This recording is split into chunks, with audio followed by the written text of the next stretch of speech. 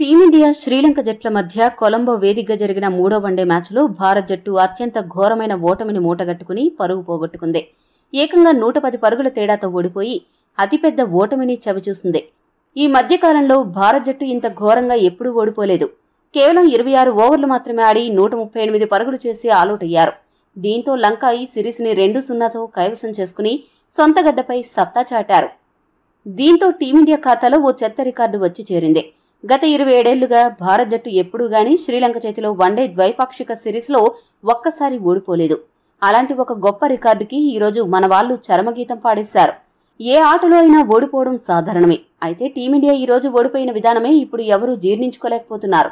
ఇంత భారీ తేడాతో ఓడిపోయి పరుగు పోగొట్టుకోవడమే కాదు, 27 ఏళ్ల తర్వాత తొలిసారి లంకపై ఓడిఐ సిరీస్ ని కోల్పోయారు. గంభీర్ కోచింగ్ సారథ్యంలో ఇలా జరగడం అతడికి కొద్దిగా జీర్ణించుకోలేని విషయమే. మరి గంభీర్ ఈ ఓటమి నుండి ఎలాంటి పాఠాలు నేర్చుకుని తిరిగి వస్తాడు అన్నది ఇప్పుడు ఆసక్తిగా మారింది. ఇక భారత్ జట్టు ఇంత ఘోరంగా ఓడిపోవడానికి ఓ 4 కారణాలు ప్రధానంగా కనపడుతున్నాయి. మొదటిది, స్పిన్ ఎంతో బాగా ఆడే టీమిండియా ఒక్కసారిగా స్పిన్ ఆడడం మర్చిపోయిందా అన్నట్లుగా ఒక్కొక్కరు ఆడడం గమనార్హం. శ్రీలంక స్పిన్నర్లు పన్నిన వలలో చిక్కుకుని డ్రెస్సింగ్ రూమ్ లో అర్జెంటుగా ఏదో పని ఉన్నట్లుగా ఇండియా బ్యాటర్లు వచ్చిన వారు వచ్చినట్లు అవుట్ అయ్యారు. శ్రీలంక స్పిన్నర్ దునిత్ వెళ్లలాగే దెబ్బకి భారత బ్యాటర్లు ఒక్కొక్కరుగా వికెట్ సమర్పించుకుంటూ మైదానం వీడారు. అతడు తన స్పిన్ మాయాజాలంతో 27 పరుగులు మాత్రమే ఇచ్చి 5 వికెట్లు తీసి భారత్ జట్టు నడ్డి విరిచాడు. ఇదే క్రమంలో అతడు ఒక రికార్డుని కూడా నెలకొల్పాడు. భారత్ జట్టుపై వన్డే సిరీస్లో 1 కంటే ఎక్కువ సార్లు 5 వికెట్లు తీసిన స్పిన్ బౌలర్గా అతడు రికార్డు సాధించాడు. 2023లో ఇదే కొలంబోలో భారత్ జట్టుపై 5 వికెట్లతో సత్తా చాటిన అతడు మరోసారి ఆ మ్యాజిక్ ని ఈ రోజు రిపీట్ చేశాడు. ఎవరికి వారు బాధ్యతారాహితంగా ఆడుతూ భాగస్వామ్యాలు నిర్మించడంలో విఫలమై అసలు ఈ మ్యాచ్కి మాకు సంబంధం లేదు అన్నట్లుగా ఆటతీరు ప్రదర్శించారు మన ఆటగాళ్లు. ఈ రోజు మ్యాచ్లో ఏ ఒక్కరినో విమర్శిస్తే అది తప్పు. ఎందుకంటే మొత్తం జట్టు అలానే ఆడింది.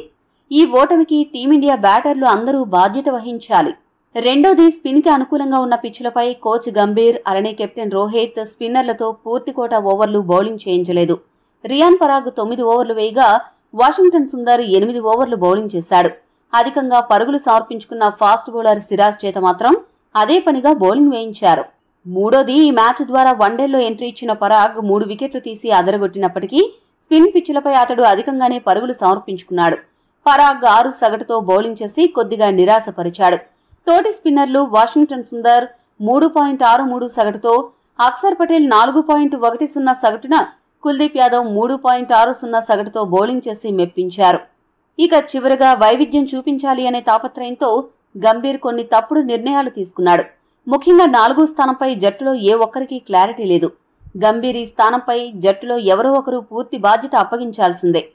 వారిని యాంకర్ రోల్ పోషిస్తూ చివరి వరకు క్రీజులో ఉండి మ్యాచ్ను పూర్తి చేయాల్సిందిగా సూచనలు ఇచ్చి ఉండాల్సిందే. ఇక రాహుల్ స్థానంలో పంత్కి అవకాశం ఇచ్చారు ఈ రోజు మ్యాచ్లో. అలా కాకుండా రాహుల్ని జట్టులో కొనసాగిస్తూ దూబే స్థానంలో పంత్ని జట్టులోకి తీసుకోవాల్సిందే. పంత్ కూడా ఏదో చేస్తాడు మ్యాజిక్ అనుకుంటే అతడు కూడా చేతులెత్తేసి అభిమానుల ఆశలపై నీళ్లు జల్లాడు. మొత్తానికి కర్ణుడి చావుకు 100 కారణాలు అన్నట్లు ఈ సిరీస్లో టీమిండియా ఓటమికి చాలానే వైఫల్యాలు ఉన్నాయి. మరి టీమిండియా వన్డే సిరీస్ కోల్పోవడానికి అసలైన కారణం ఏంటి అనేది మీ అభిప్రాయాన్ని కామెంట్ చేయండి. ఇక ఈ రోజు మ్యాచ్ హైలైట్స్ విషయానికొస్తే టాస్ గెలిచిన శ్రీలంక జట్టు మొదట బ్యాటింగ్ చేయాలని డిసైడ్ అయింది. బ్యాటింగ్ కు దిగిన శ్రీలంక జట్టుకు ఆ జట్టు ఓపెనర్లు శుభారంభాన్ని అందించారు. ఇద్దరి భాగస్వామ్యాన్ని విడదీయడానికి రోహిత్ చాలా ప్రయోగాలు చేసినప్పటికీ అవేవీ ఎక్కువసేపు ఫలించలేదు. అయితే చివరికి ఓపెనర్ నిస్సంకాను అక్షర్ పటేల్ 45 పరుగుల వద్ద అవుట్ చేశాడు. మొదటి వికెట్ పడిందని టీమిండియాకు ఆనందం ఎక్కువసేపు నిలవలేదు. ఎందుకంటే ఆ తర్వాత వన్డౌన్లో వచ్చిన కుశాల్ మెండిస్ తో కలిసి ఆవిష్కా ఫెర్నాండోతో కలిసి రెండో వికెట్ కు 82 పరుగుల భారీ భాగస్వామ్యాన్ని నెలకొల్పారు. వీరిద్దరూ ఇంత అద్భుతంగా ఆడుతుండటంతో టీమిండియాకు చాలా కష్టాలు మొదలయ్యాయి. వీరిని ఎలా అవుట్ చేయాలో తెలియక భారత బౌలర్లు అందరూ కూడా తల పట్టుకున్నారు. అయితే ఇంత అద్భుతంగా దూసుకుపోతున్న ఈ జోడీని రియాన్ పరాగ్ విడదీశాడు. ఆవిష్కా ఫెర్నాండో 96 పరుగుల వద్ద ఉండగా రియాన్ పరాగ్ ఎల్బీడబ్ల్యూగా పెవిలియన్ కు పంపాడు. ఫెర్నాండో అవుట్ అయ్యాక శ్రీలంక జట్టు స్కోరు వేగం కొద్దిగా నెమ్మదించింది. దీనికి తోడు ఆ తర్వాత వచ్చిన బ్యాటర్లు వరుసగా అవుట్ అయ్యారు. హసలంక 10 పరుగులకు, సమర విక్రమ 0 పరుగులకు, లియానాగే 8 పరుగులకు, వెలలాగే 2 పరుగులకు అవుట్ అయ్యారు. ఒకవైపు వికెట్లు వరుసగా పడుతున్నా కుశాల్ మెండిస్ మాత్రం అద్భుత బ్యాటింగ్ తో ఆకట్టుకున్నాడు.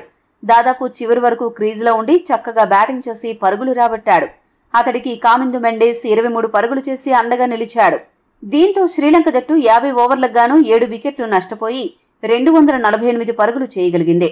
భారత బౌలర్స్లో రియాన్ పరాగ్ 3 వికెట్లు పడగొట్టగా కుల్దీప్ యాదవ్, వాషింగ్టన్ సుందర్, అక్షర్ పటేల్, మహ్మద్ సిరాజ్ ఒక్కో వికెట్ దక్కించుకున్నారు. రియాన్ పరాగ్ వికెట్లు పడగొట్టినప్పటికీ స్పిన్ పిచ్ పై ఏకంగా ఓవర్కు 6 సగటుతో పరుగులు సమర్పించుకోవడం మాత్రం తీవ్రంగా నిరాశపరిచింది.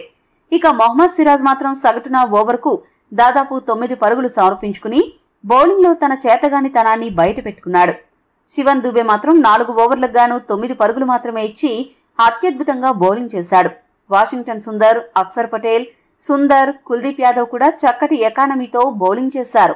249 పరుగుల లక్ష్యంతో బరిలోకి దిగిన టీమిండియా ఆశించిన మేర సత్తా చాటలేకపోయింది. 37 పరుగుల వద్ద తొలి వికెట్గా శుభ్మన్ గిల్ 6 పరుగులు మాత్రమే చేసి ఫెర్నాండో బౌలింగ్లో క్లీన్ బౌల్డ్ అయ్యాడు. ఇక అక్కడి నుండి భారత జట్టు బ్యాటింగ్ ఆర్డర్ పేక మెడలా మరోసారి కుప్పకూలింది. ఈసారి మ్యాచ్లో హిట్ మ్యాన్ రోహిత్ కూడా ఎక్కువసేపు క్రీజులో నిలవలేకపోయాడు. రోహిత్ 35 పరుగులతో పర్వాలేదు అనిపించాడు. యాంకర్ రోల్ పోషిస్తాడు అనుకున్న కోహ్లీ 20 పరుగులకు అవుట్ అవ్వగా రాహుల్ స్థానంలో జట్టులో చేరిన రిషబ్ పంత్ 6 పరుగులు మాత్రమే చేసి తీక్షణ బౌలింగ్లో స్టంపౌట్ అయ్యి నిరాశపరిచాడు. ఇక ఆ తర్వాత శ్రేయస్ అయ్యర్ 8 పరుగులు చేయగా అక్షర్ పటేల్ 2 పరుగులు మాత్రమే చేసి పెవిలియన్ చేరాడు. దీంతో 82 పరుగులకే 6 వికెట్లు కోల్పోయి ఇండియా జట్టు కష్టాల్లో కూరుకుపోయింది. వీరి తర్వాత క్రీజులకొచ్చిన పరాగ్, దూబే కూడా ఇదే స్టోరీ రిపీట్ చేస్తూ తాము ఏమంతా స్పెషల్ కాదు అంటూ ఇండియా ఓటమికి తమ వంతు సాయం చేశారు. వాషింగ్టన్ సుందర్ 30 పరుగులతో పర్వాలేదు అనిపించినప్పటికీ అప్పటికే మ్యాచ్ చేజారిపోయింది. మొత్తంగా మన వాళ్ళు అందరూ లంక ముందు తేలిపోయారు. 138 పరుగులకే ఆలౌట్ అయ్యి వన్డే సిరీస్ చేజార్చుకుని ఇంటిముఖం పట్టారు. ఈ వీడియో మీకు నచ్చితే లైక్, షేర్, కామెంట్ చేయండి.